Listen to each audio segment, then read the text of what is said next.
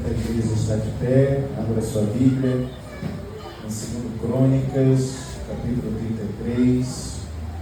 Vamos que chegar após o início do culto, que Deus abençoe, graça e paz de minha parte, da minha família ao seu coração. E as mamães que chegaram também após o início do culto, que Deus abençoe nesse dia e todos os dias da sua vida. Amém? O sermão dessa noite eu desejo meditar com a igreja sobre uma questão que identificamos aqui no 2 Crônicas, capítulo 33.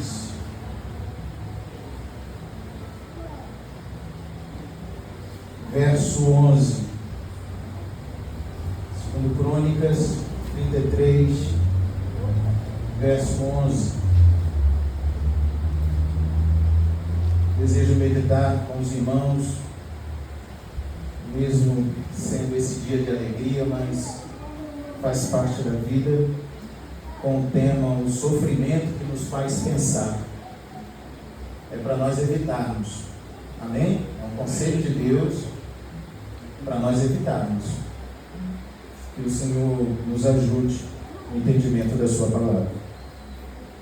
Diz assim o verso base: pelo que o Senhor trouxe sobre ele os príncipes dos exércitos do rei da Síria, os quais prenderam Manassés com ganchos, amarraram-no com cadeias e o levaram para a Babilônia. Podeis assentar. Amados, estamos diante de um texto glorioso que vai nos ensinar exatamente na tônica desse verso, quando os problemas nos faz pensar. Nós temos uma dificuldade muito grande, essa geração a qual eu faço parte. Não posso colocar palavras na boca dos irmãos, nem falar isso por você, mas eu imploro o seu coração, a sua alma, para que você entenda que nós fazemos parte de uma dimensão cultural muito distinta de tantas outras que já se passou. É uma dimensão cultural a qual a mentalidade nossa, da sociedade, do homem, isso em escala global, se tornou muito apequenada no tratamento das questões, das dificuldades da vida.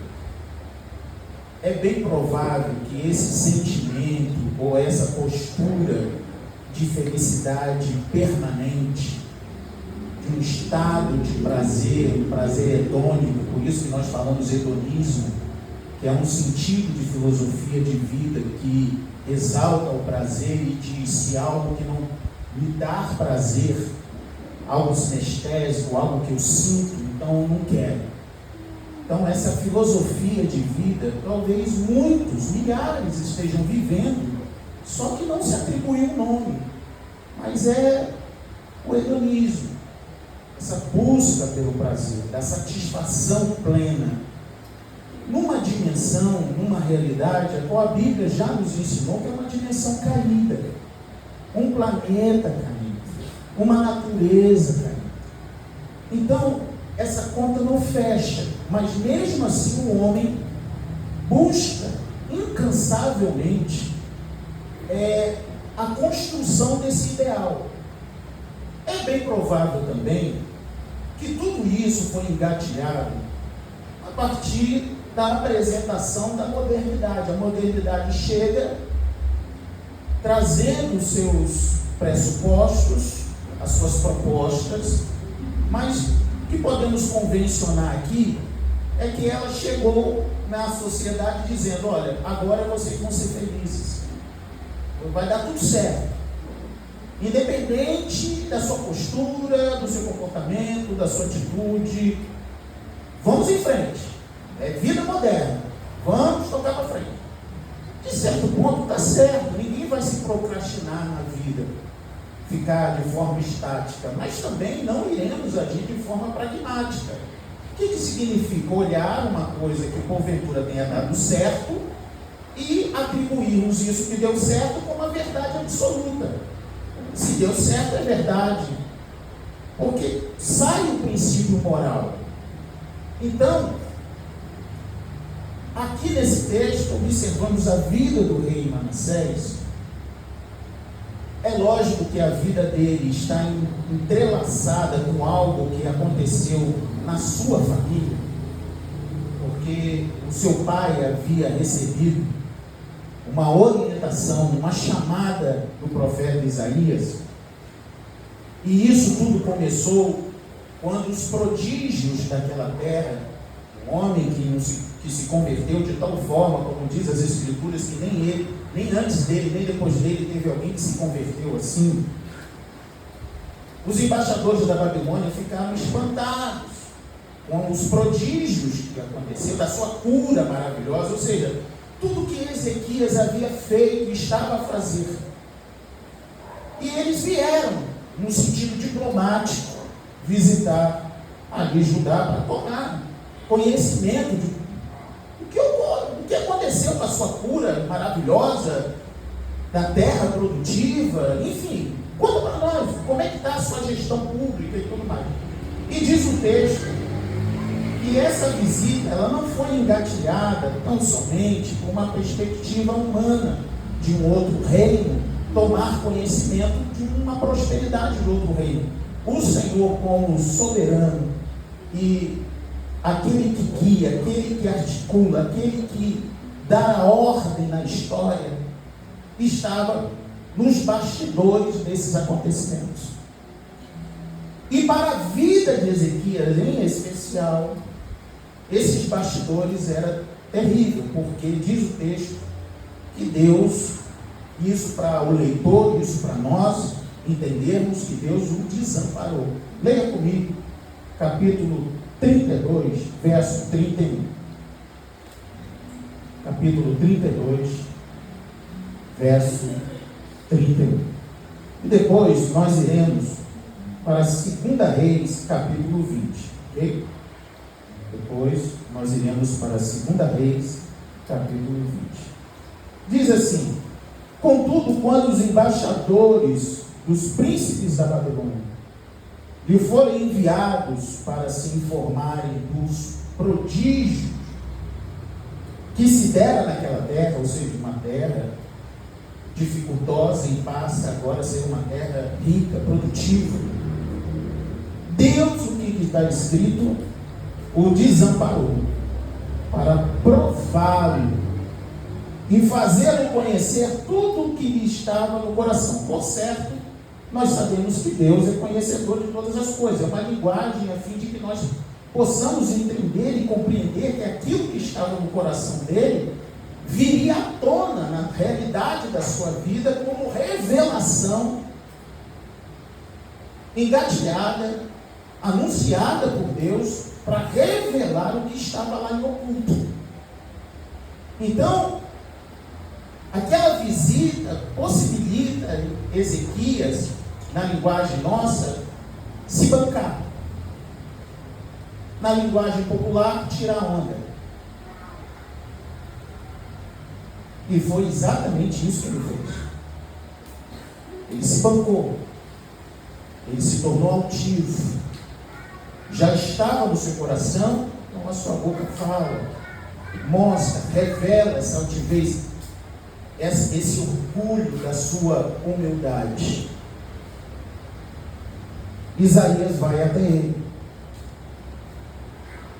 e começa a fazer uma retórica com ele, perguntando o que se sucedeu daqueles homens que acabaram de visitá-lo. Você leia comigo lá em 2 Reis, capítulo 20. Chama a sua atenção para o verso 14. Posicione aí seus olhos para o verso 14. Vamos do verso 13. Ezequias se agradou dos mensageiros e lhe mostrou toda a casa do seu tesouro, prata e ouro, as especiarias dos óleos finos, o seu arsenal, tudo quanto se achava nos seus tesouros.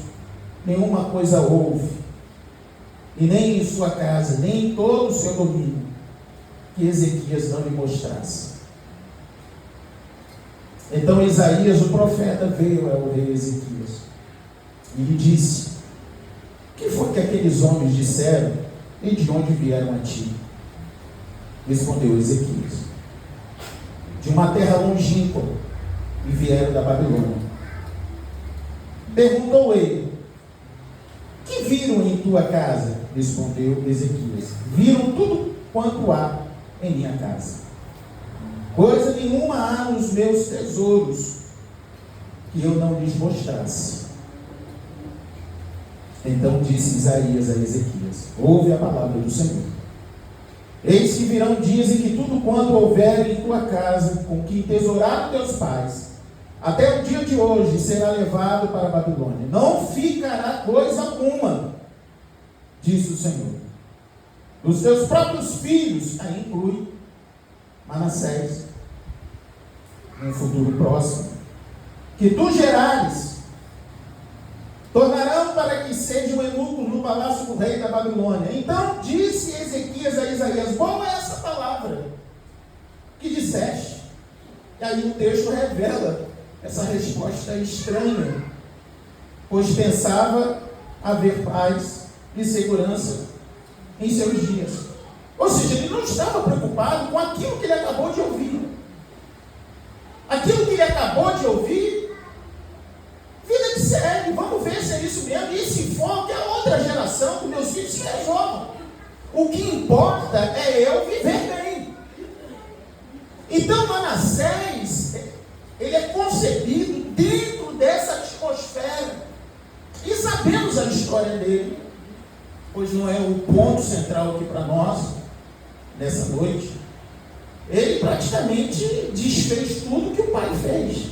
Então tinha um problema muito grande com Ezequias, com o ensino, a qual, por mais que Ezequias, na sua falha que nós acabamos de ler, ainda assim havia o desejo no seu coração de reformar Judá, fazê-la esplendorosa. Era um bom administrador, e se preocupava com as coisas de Deus de uma maneira confusa. Então Manassés assume esse reinado e ele começa a botar a cabo toda a sua natureza e começa a desfazer e levar Israel a um nível de idolatria como nunca houve. Ele paganizou Judá completamente. A sua adoração era pagã, idólatra, enfim, Manassés foi terrível. Algo que lá na frente Jeremias vai apontar que tudo que a Babilônia estaria a fazer, lógico, debaixo da soberania do Senhor, era por causa do filho, era por causa de Manassés. Então chegamos no momento em que esse homem chamado Manassés, ele não se atenta às advertências, aquilo que o mandamento já diz que ele estaria sujeito a vivenciar. A preocupação de Manassés era cumprir a sua própria vontade. Isso me parece, irmãos, que se aproxima um pouco da nossa natureza. Nós não nos atentamos o suficiente a fim de que essa atenção que nós devotamos aos princípios do Senhor, os conselhos do Senhor, a advertência do Senhor,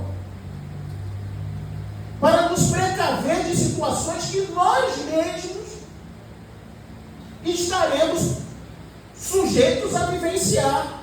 E essa sujeição como resultado da desobediência, da rebeldia, da afrontosidade, de ser cabeça dura, de ser teimoso, de ser teimosa, ou ser omisso, ou ser omissa, levar a vida como pautada, terceirizando a sua decisão para a maioria. Está todo mundo vivendo as suas vidas, eu vou viver também. Então, se algo acontecer na maioria, vai acontecer com você.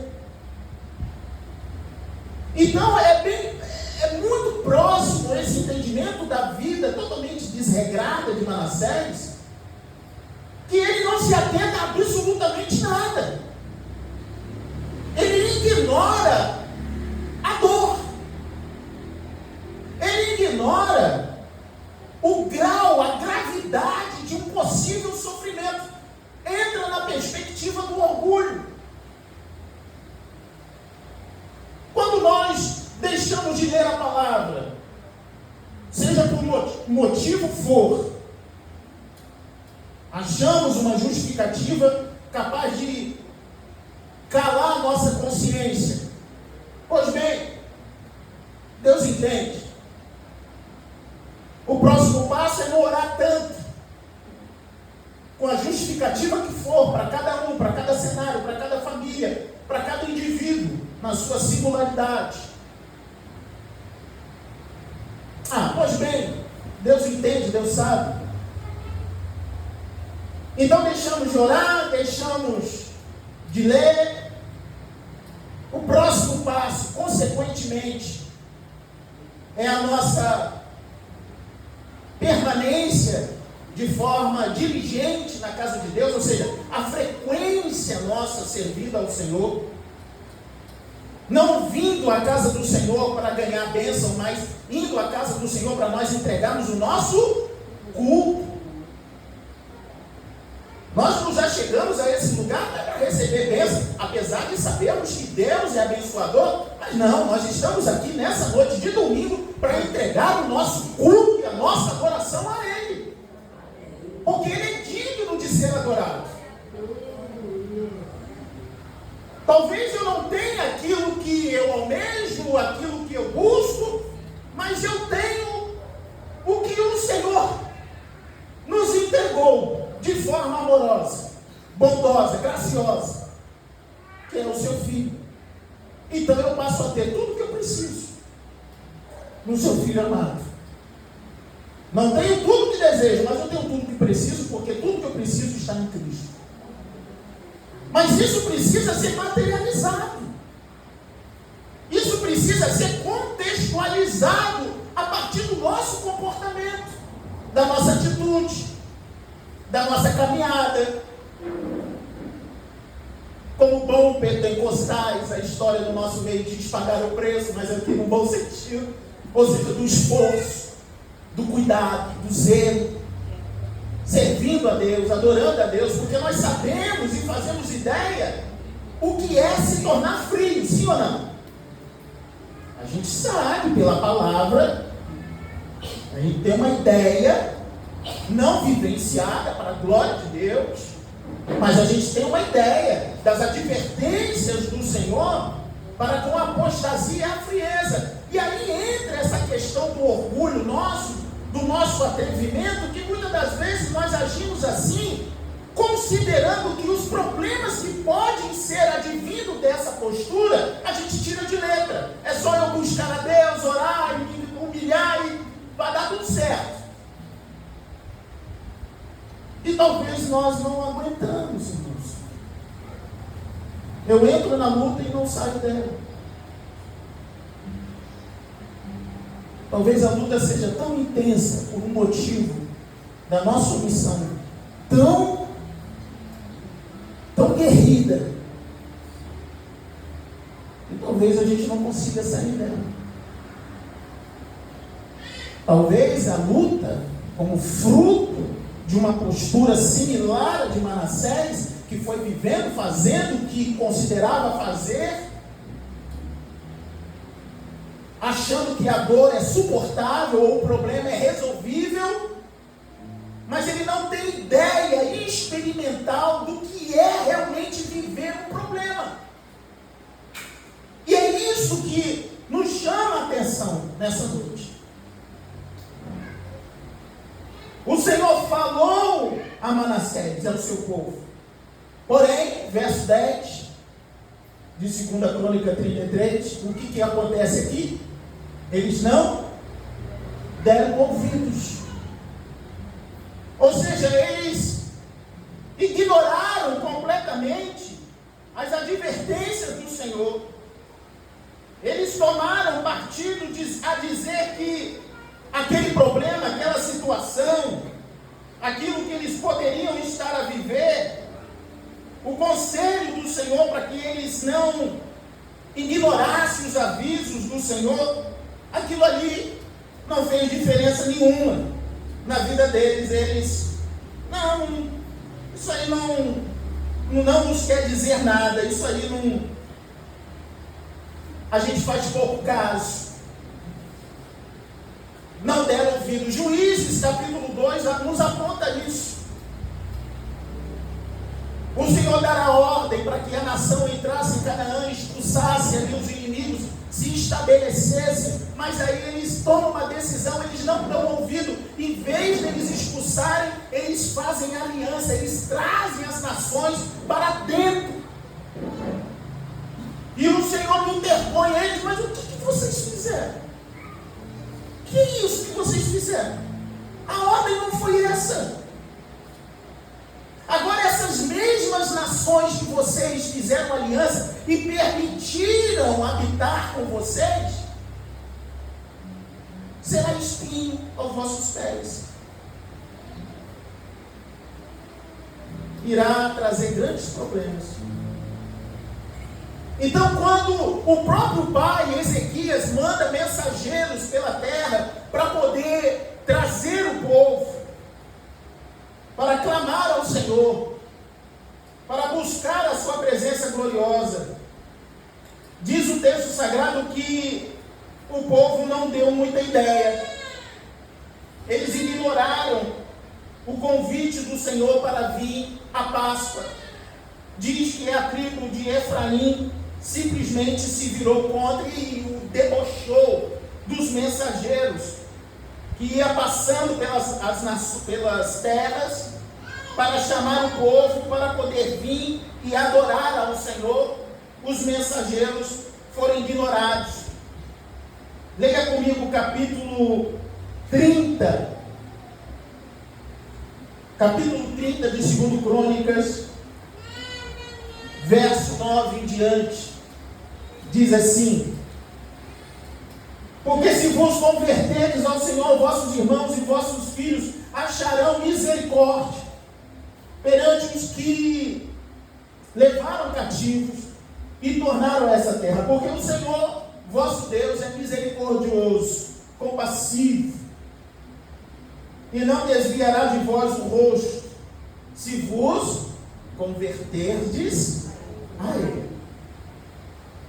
Então aqui uma declaração de amor para nós, que apesar de todos os nossos erros, todas as nossas falhas, Deus está sempre disposto a não virar o rosto para o suplicante, para aquele que é confesso e arrependido, que reconhece os seus erros e as suas falhas.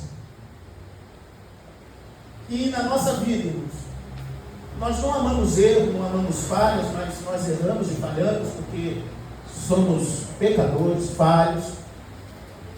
Mas nós não amamos conscientemente o erro e a falha, mas no decorrer da nossa vida, nós podemos contar com essa misericórdia e esse rosto do Senhor virado para aquele que, por mais que tenha falhado, reconhece e se volta para Deus em humilhação. Deus não virará as costas, não virará o rosto para esses, amém, irmãos? E assim, Ezequias manda os mensageiros anunciar isso que a gente está falando aqui. Vai lá, anuncia, porque nós erramos e voltamos, mas vamos celebrar a Páscoa, vamos adorar a Deus, vamos congregar Israel. Judá, venha! Verso 10. Os correios foram passando de cidade em cidade, pela terra de Efraim, Manassés até Zebulon. O que eles fazem, irmãos? Vamos no 3. 1, 2, 3. Porém, riram-se e zombaram deles. Fizeram pouco caso do chamado a congregar. Esnobaram o convite a se reunir como congregação solene, como povo santo e separado, para buscar o Deus que vive estar ascendido em glória e que está à destra do Deus Pai, intercedendo por nós, adorando Ele, adorando o seu Filho glorioso, nosso Salvador. Fizeram pouco caso. Numa questão nossa aqui, trazendo essas palavras. No caso deles, ignoraram o convite de estar ali no templo, adorando ao Deus Todo-Poderoso. Manassés foi um desses. Nesse princípio da inovação e do descaso. E aí é inevitável, como consequência dos atos cometidos, a dor. A dor chega na vida de Manassés. E quando essa dor chega, ela chega aparelhada. Ela chega instrumentalizada. Repetindo o texto mais uma vez, parte B, os quais prenderam Manassés com ganchos, amarraram o quê? Com cadeias, e o levaram para onde? Para a Babilônia. A dor chegou. Ele agora vivencia de maneira prática, ao vivo e a cores, as advertências escritas no mandamento, nos estatutos, nos juízos do Senhor. Então é lógico que, aplicando para nós, que se eu deixo a congregação, como é costume de muito, e há uma advertência para que esses não façam, se eu deixo de orar, porque a recomendação severa é orar sem cessar, se eu deixo de lidar com a vida num sentido mais feroz, com uma ferocidade divina, sabe, porque Deus não nos deu um pijama, mas Ele nos capacitou com uma armadura para nos dizer que essa vida não pode ser tratada simplesmente com descaso, com uma omissão, não que nós estejamos, mas não faça. Olha a vida de uma forma bíblica. Essa vida é pedreira. Se bombear com ela, ela vai te dar uma rasteira. Vista a sua armadura, ande com a sua armadura. Não crie o seu clube social, o seu network, os seus seguidores, acreditando que tão somente do que estar ali é tudo amigo, coração de chapa. Não, ali há também filisteus, amonitas e toda sorte de pessoas com as suas personalidades. Então não haja de forma inocente, mas haja de forma coerente. Busque viver a realidade de maneira concisa, o máximo que eu e você, nós pudermos. Não considere a vida uma utopia, um sonho de Alice. A vida machuca. A vida tem problema. A vida traz dor. E requer todo um cuidado para aquilo que é de precioso que temos. E até a nossa própria alma, a nossa própria vida. Estamos a cada segundo à mercê de escorregar, de falhar, de cair. E as Escrituras até esclarecem que o cair é nós mesmos, pertence ao homem, mas o levantar é do Senhor. Porque Ele não está sujeito a essas variáveis, essas imensas variáveis da vida. Hoje eu estou com uma emoção boa, eu não sei, vou dormir, acordo segunda-feira, não porque é segunda-feira. Estou chateado. Mas por que eu fiquei chateado? Aí às vezes a gente não sabe. Esses picos emocionais que agridem o nosso físico, a nossa mente. A gente não vai suportar 30, 40 ou o tempo de vida que o Senhor nos concedeu, vivendo assim. A gente tem que então se voltar aos conselhos do Senhor, tal como: lançai sobre Ele vossas angústias, porque Ele tem cuidado de vós. Então não encare a angústia pautado que eu sou servo, eu sou crente, eu vou encarar tudo. Não, tem determinadas gravidades de angústia que você não vai conseguir. Então Senhor, porque Ele mesmo se ofereceu a isso, amém, irmãos? Lance sobre o Senhor, lance a sua esperança no Senhor, porque de nada tem falta naquele que espera no Senhor. Mas nós não esperamos de forma decente no Senhor. A gente tem muito, possivelmente, o que me parece, Manassés, até que a dor chegue. Aí a dor, ela nivela, sabe? A dor, ela arranca o que deve ser arrancado, a sua e a minha presunção de acharmos que nós conseguimos alguma coisa. Ela nos consome quando ela chega, ela nos tira o juízo, ela nos paralisa, ela nos coloca de forma estática, ela tira a alegria de ver o sol, de puxar a coxina, de saber que é um novo dia. Tudo isso a dor faz. Mas é interessante que, e é onde eu convido a igreja que nós estamos aqui a meditar junto, que é exatamente por esse processo, meu Deus, que nós nos conscientizamos. Eu quero e anseio ouvir da igreja, ou de quem quer que seja, um relato que cresceu na vida, compreendeu mais o que é a vida, tendo tudo o que sempre desejou e vivendo tudo o que sempre quis viver. Eu não ouvi isso ainda. Alguém chegar para mim, para você, dizer assim: olha, vivi tudo o que eu queria viver e tenho tudo o que eu gostaria de ter. A vida é assim. Eu não vi esse relato. Se tem, por favor, Senhor, envie, porque eu quero ouvir essa história. Eu quero aprender. Posso estar fazendo, você, eu, nós, falo por mim, alguma coisa errada. Mas daqueles que vieram antes de nós, nossos pais, nossos avós, nossos tios, os que estão aí, quando você dedica pelo menos 1 segundo para ouvir a frase, no resumo da vida, ele diz: olha, meu filho, vive, mas a vida não é brinquedo não. Se você pega então, colocando por uma questão de faixa etária, vai mudar o diálogo. E se você for numa geração mais antiga ainda, você vai ouvir de pronto. E a vida é algo sério. Não brinque com a vida não.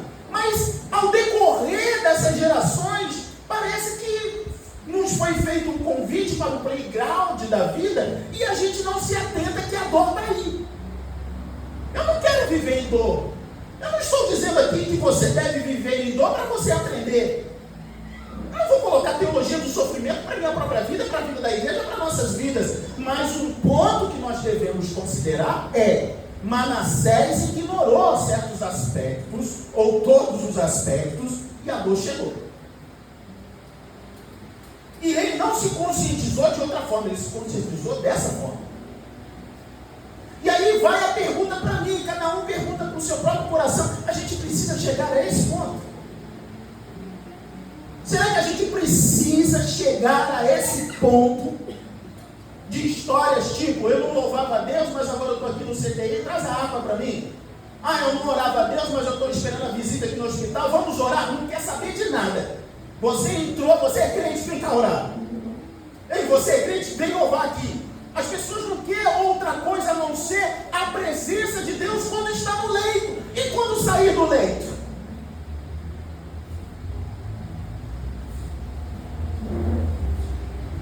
E quando nós estivermos na nossa mesa, talvez aquela iguaria que hoje não está o almoço muito bem. Mas se não tivesse isso que nós estamos dizendo que não está muito bem? Muito diferente da outra geração. E aqui não é saudosismo. O que se colocava no prato bendizia-se a Deus e agradecia e batia para dentro. E o meninote do lado: mas me dá um pouquinho, toma aqui, meu filho. E hoje há uma seletividade. Eu não gosto disso, eu não quero isso, meu filho quer o quê e tal. Nós estamos preparando uma geração que vamos colocar na vida, colocar no mundo, achando que vai dizer para o mundo: eu não gosto disso, eu não quero isso, e o mundo vai ceder e vai fazer. Não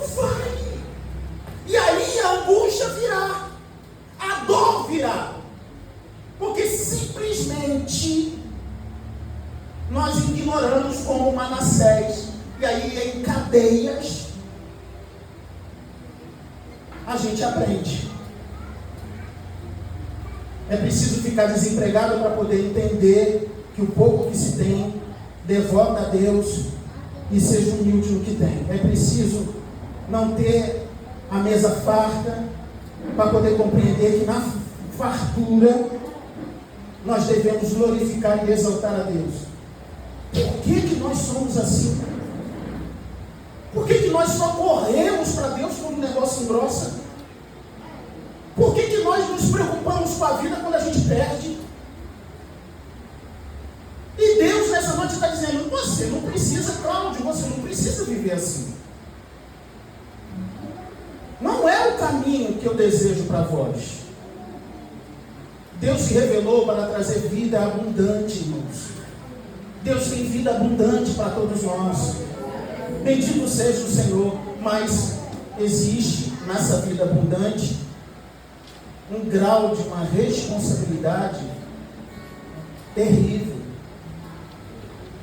Porque se nós não agirmos com responsabilidade, nós vamos sofrer. Ele angustiado, verso 12, leia comigo.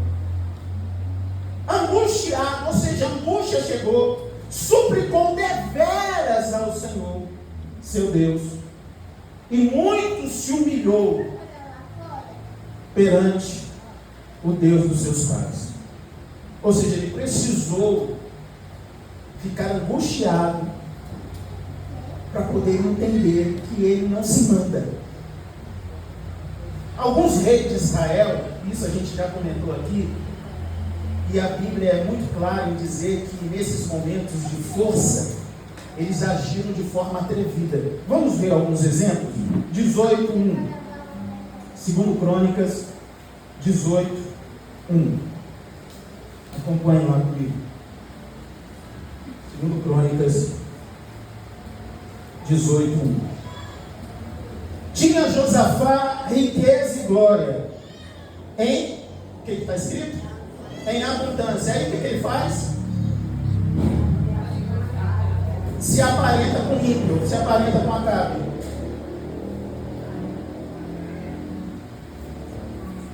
Através dessa aparentada aqui, quer construir navios, quase é morto numa guerra, tudo porque tomou uma decisão em meio a um conforto da sua abundância. Talvez a gente não esteja muito convencido disso. Consigamos então. 16, verso 2. 16, verso 2. Então Asa tomou prata e ouro dos tesouros da casa do Senhor e dos tesouros da casa do rei, e enviou o servo de Ben-Hadad, rei da Síria, que habitava em Damasco. E por que Asa fez isso? Qual foi o critério? Qual era a atmosfera? Critério não, qual era a atmosfera que Asa estava vivendo que levou ele a essa decisão, sabe, horrenda, de ir lá na casa do Senhor e roubar o ouro do Senhor? Ele estava atribulado? Ele estava com problema? Não, o texto diz algo interessante. Volta aí um pouquinho mais, capítulo 15, verso 15. Diz assim: todo Judá se alegrou por motivo desse juramento. Eles fazem uma confissão e um juramento, né? Porque de todo o coração eles juraram e de toda boa vontade buscaram o Senhor, e por eles foi achado. O Senhor fez o que na vida da cidade, na vida deles? O Senhor, no 3, 1, 2, 3, o Senhor lhes deu paz.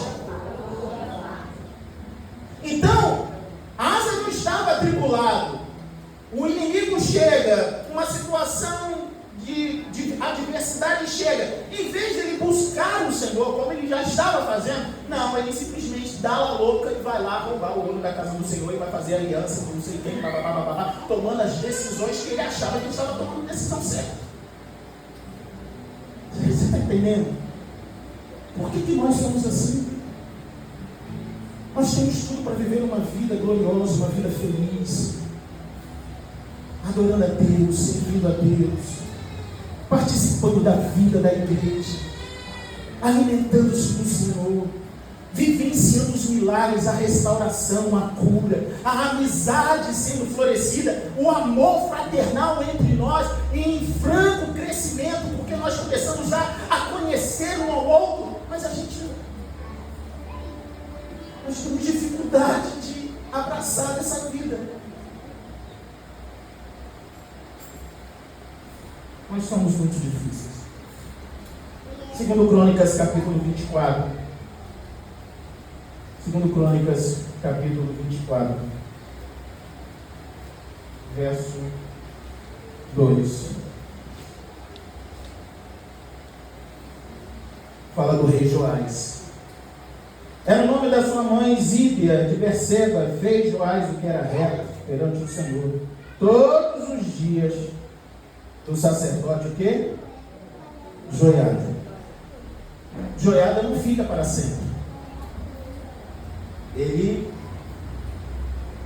chega o tempo da vida dele, mas ele foi ensinado, né? Chega a rapaziada, os amigos de escola, de faculdade, a galera antiga, e bate um lero, né? Estou falando na linguagem dos manos.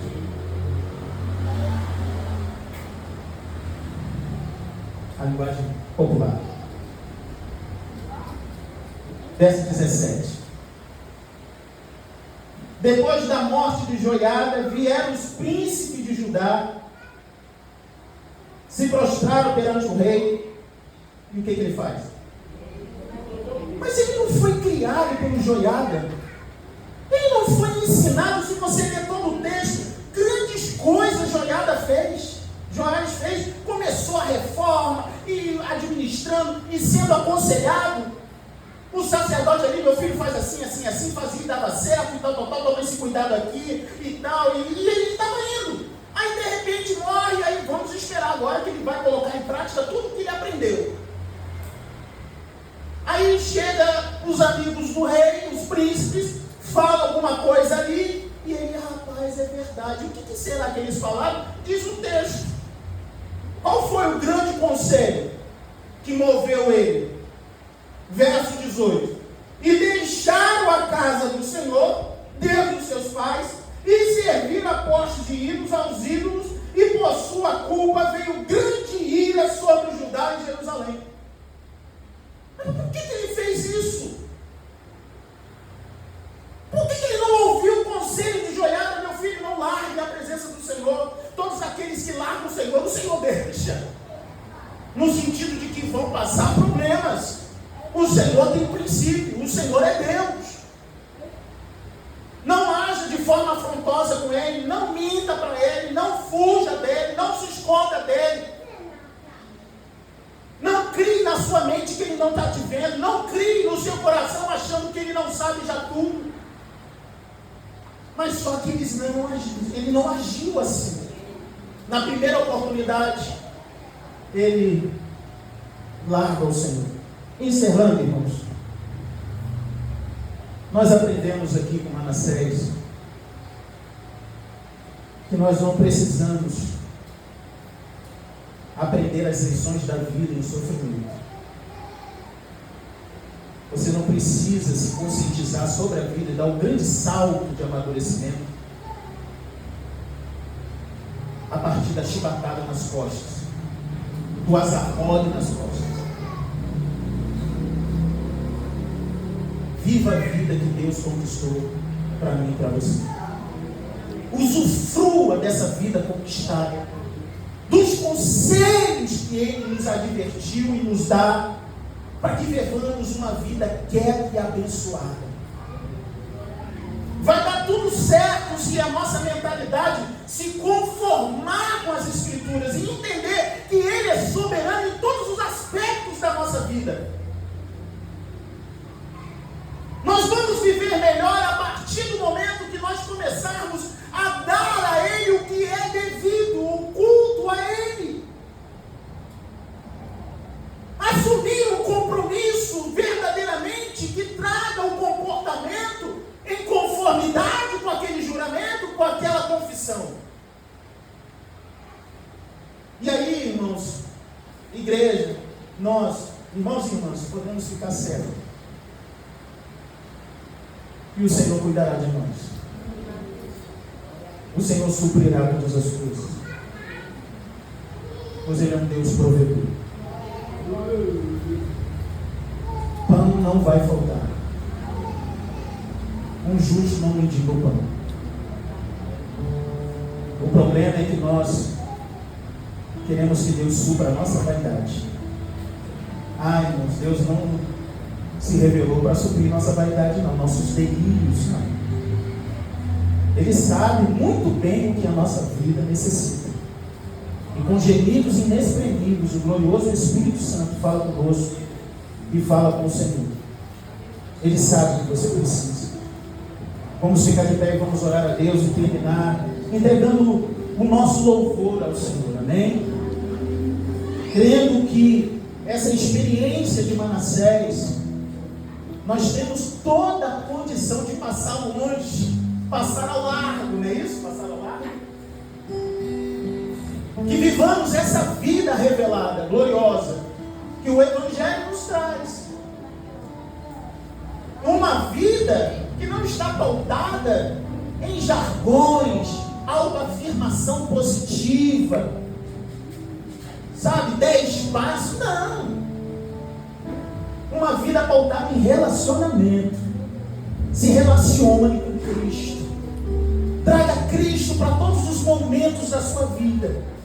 No seu trabalho, na sua vida doméstica, em todas as áreas da sua vida. Traga Cristo. E aquilo que porventura, por nossas omissões, falhas, idiosincrasias que nós mesmos não entendemos, que possuímos, que temos, esse jeito estranho de ser, o Senhor há de aperfeiçoar a sua gloriosa obra em nossas vidas. Nós iremos sim, amada igreja, indo de glória em glória, e um dia nos apresentaremos a Sião. O Senhor é fiel, aquele que começou a boa obra há de terminar.